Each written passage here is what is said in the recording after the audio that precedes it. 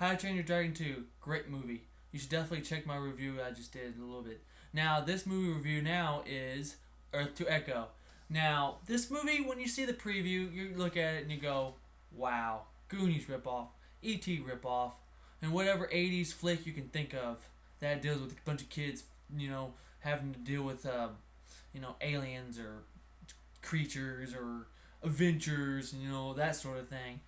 So when you look at it, you're like, another one of these. And in a way, it is. But at the same time, if you look at all the horror movies in the world, what do you see? A lot of them copy each other. A lot of them are rip-offs. A lot of them are stuff, we've seen 1,000 times. So I let that slide a little bit. Because in a way, the characters and the actors, I thought, to what I saw, were pretty good. You feel like they were actually really friends. I have a friend that did a review of this too, and he says that the characters should have cussed more and should have been more, mean or whatever, trying to say it's like real life because nobody talks like that. But when I grew up, I never said stuff like that. I was actually never really cussed at all. I never really did anything bad. So, and these kids do freaking do stuff. There's one scene in the movie where they fight, and there's a couple of times where, there's certain instances like how they freaking go all, run around trying to help this alien out without their parents or having no one helping them. So, they do stuff that they're not supposed to. So, I don't know what the heck he's talking about. So, don't be like, about that. But, the story was, pretty generic.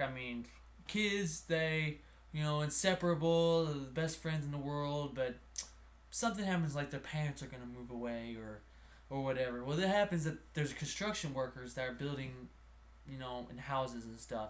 So they're making people move out of their houses. So some of these kids, these groups of friends, they're about to move. So, it sucks that they, this crap has to happen to them. But guess what? They get lucky because their phones start acting really weird and they start discovering weird stuff going on.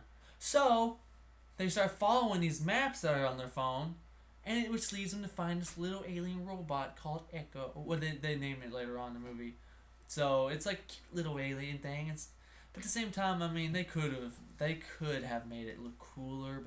But when you look at the little eyes looking at you, you see it blinking and it goes, and it makes all these weird noises. You're like, aww. And because when I watched it with my nephews and nieces, they were like, "Oh, it's so cute. I want to hold it."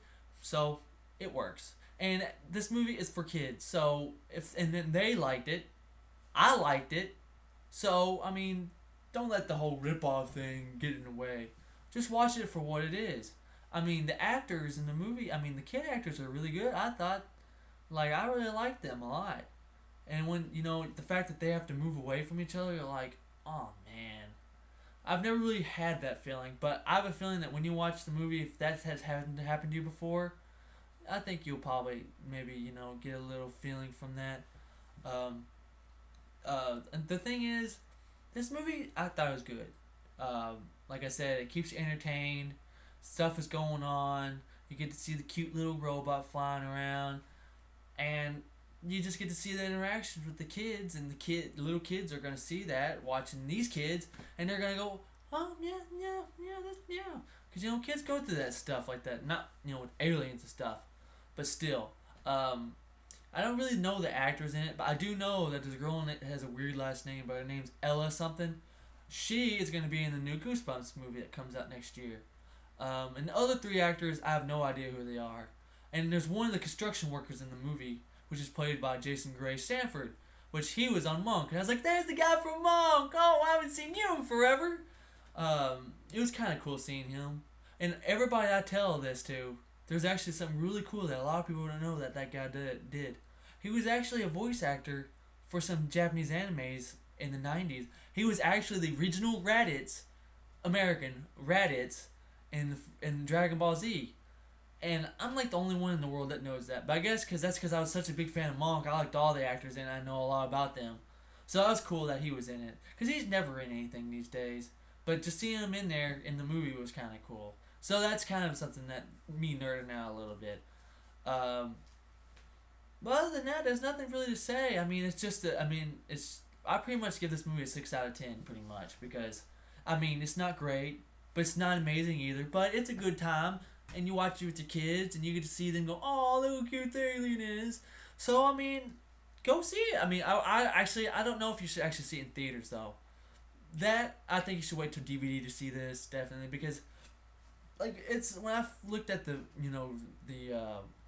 the budget on this movie, it was like $9 million. I mean, there's nothing really like visually amazing in this movie, and it's found footage, so it's better when you watch it at home, I think. So you should definitely watch it then, especially with your kids, because kids are gonna like it. I mean, cute aliens, like I said before 1,000 times. Anything when a cute alien pops up, like E.T. E.T. Fun Home. It's so cute. You're like, oh, he has cool little healing powers. He gets to do that. Or Echo can, move metal around, do crazy stuff with. Uh, so kids are gonna love it. I mean, so if you're gonna watch it with your kids. And it's not one of those movies, family movies, where it sucks, where like you have to watch it. You're like, when is this movie over? Hurry up! This is so stupid. But in this movie, the characters are pretty decent, and there you go. And it has a good story, so and you like the characters, so a little bit, so go see it.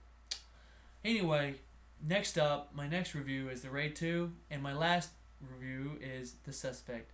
So I'll see you guys then.